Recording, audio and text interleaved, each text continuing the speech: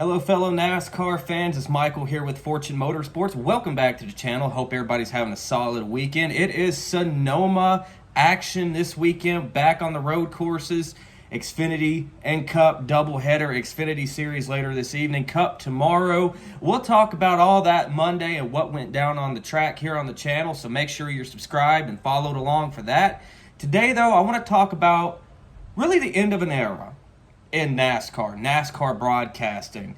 And that era ends this Tuesday. It will be the final edition of NASCAR Race Hub.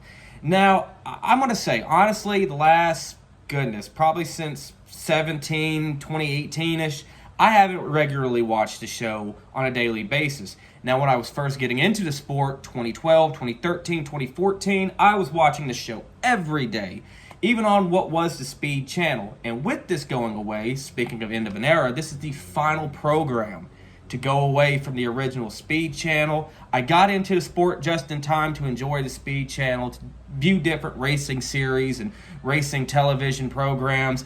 So I'll always be thankful for that. Race Hub helped me become a fan of the sport. At the time, it was hosted by Steve Burns, the late, great Steve Burns. And I truly believe when Steve Burns passed away, a major spark, an element of that show passed with him, and it's just never really the same. Jimmy Spencer was another iconic part of the show. His crying towel segments were always pretty funny. Other than that, though, just the driver interviews, major announcements. I remember Kurt Busch making his announcement of driving for Furniture Row Racing one night on a random episode of Race Hub. There were always cool little things like that. It's just later years of Race Hub, the show definitely didn't have the same feel. I mean, if you go back, and the way I grew up watching Race Hub, the set was so cool. It looked like you were in a NASCAR garage. You had NASCAR stuff around, and it just looked like a cool set. Now it's just one big, gigantic green screen, which cost-saving measures perhaps. I don't know. I don't have the budget over at Fox Sports. It took the originality away. So, yeah, last few years of Race Hub have been disappointing. No disrespect to anybody involved. I like Adam Alexander and Jeff Hammond. I think they're pretty solid.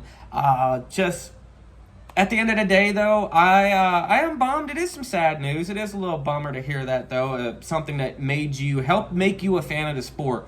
For me, Race Hub was very informational about learning things about, at the time, modern day NASCAR, then with the Gen 6 car and all that.